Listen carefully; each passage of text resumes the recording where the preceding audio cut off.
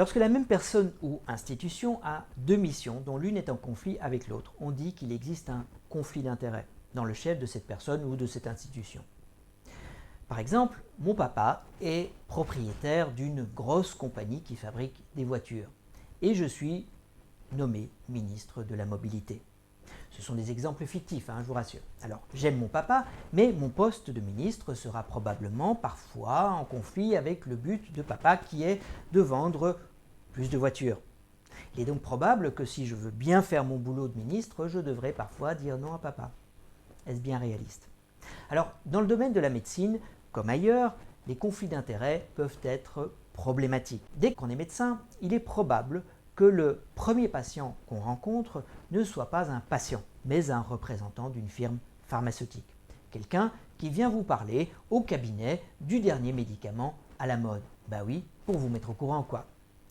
Alors, je vous dis tout de suite, ce sont des gens qui sont souvent très sympathiques, avec le sens du contact, qui présentent bien, et puis surtout, ils ont aussi une famille à nourrir, tout comme moi. Non, non, je ne suis pas en train de faire d'ironie facile ici, vraiment. Eh bien, c'est bien ça le problème. Il est très difficile d'entrer en conflit avec un représentant pharmaceutique, et pourtant, leur présence dans ma salle de consultation crée fondamentalement un conflit d'intérêts. En effet, il est bien établi que le travail des drug reps, comme on les appelle en anglais, que le travail des délégués pharmaceutiques est payant. On les voit souvent à intervalles réguliers pendant des années, on vieillit ensemble, on s'y attache et on s'attache aussi à leurs produits. Eh bien, sinon, il n'y aurait aucune raison que ce métier existe, évidemment.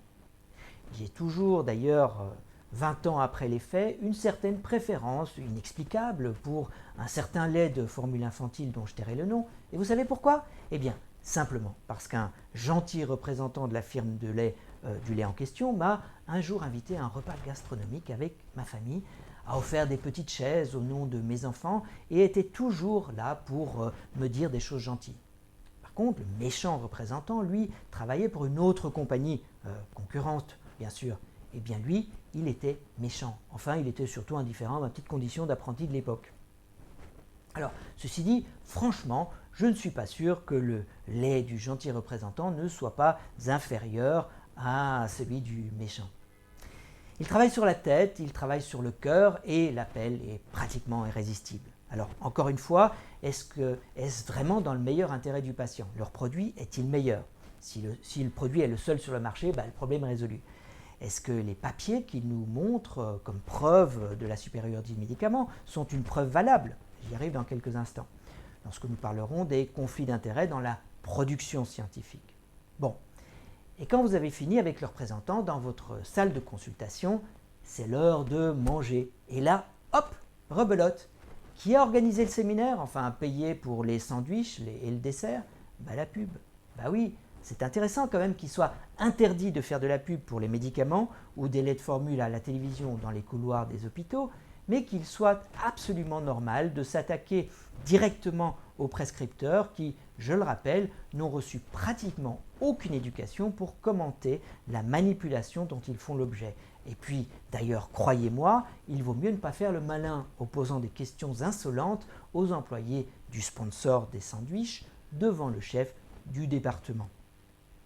Alors, vous savez, nous les docteurs, on aime bien étudier. Et puis, surtout, comme la science va vite, on doit continuer à étudier tant qu'on tient debout. Et donc, le soir, oui, on a aussi des séminaires pour continuer à étudier. Mais là, bon, comme c'est le soir, on n'est plus vraiment au travail, on peut un peu se laisser aller.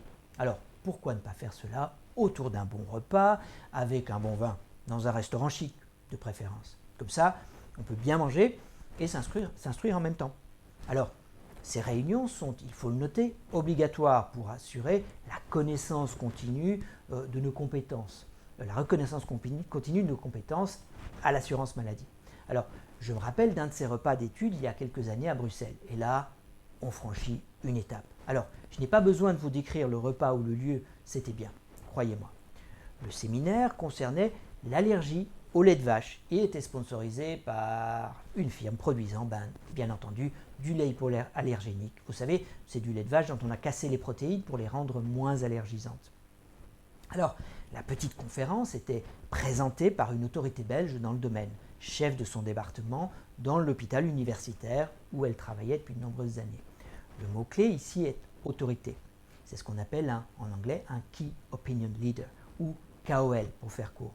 Alors le KOL est un élément fondamental dans l'influence intellectuelle sur les moins spécialistes et les plus jeunes, puisqu'il est une référence en termes scientifiques dans son domaine, dans la communauté médicale locale. Alors Bruxelles étant une petite ville, je vous laisse imaginer le degré de liberté de pensée dont les non-KOL jouissent. Et donc ce soir-là, on avait à manger, à boire et à réfléchir avec le speech de notre KOL et celui bien sûr de la firme de lait qui avait tout payé pour ce séminaire sur l'allergie au lait. Alors, je dis tout cela avec une certaine légèreté, comme pour rire, mais il est en principe interdit en Belgique de faire financer des réunions scientifiques de formation continue par le monde de l'industrie, sauf sous certaines conditions, notamment d'avoir plusieurs intervenants commerciaux. À mon avis, ce sont des conditions par ailleurs facilement contournables. Eh bien, cela ne rebutait manifestement pas mon chef, le chef du département, qui m'a dit texto un jour qu'il savait bien que c'était interdit, mais qu'il s'en fichait. En effet, je ne crois pas qu'il ait jamais été ennuyé par les autorités pour ces petits gueuletons éducatifs. Bon, si tout le monde s'en fiche, bon. Alors, une discussion portant sur la présentation de plusieurs produits serait très instructive, mais ce n'est pas comme ça que les repas séminaires se passent. Et donc, si on vous prescrit un médicament à la consultation, demandez toujours pour voir pourquoi on vous a prescrit ce médicament plutôt qu'un autre. Ou alors, si vous aimez la controverse, pourquoi pas de médicament du tout, Pourquoi pas?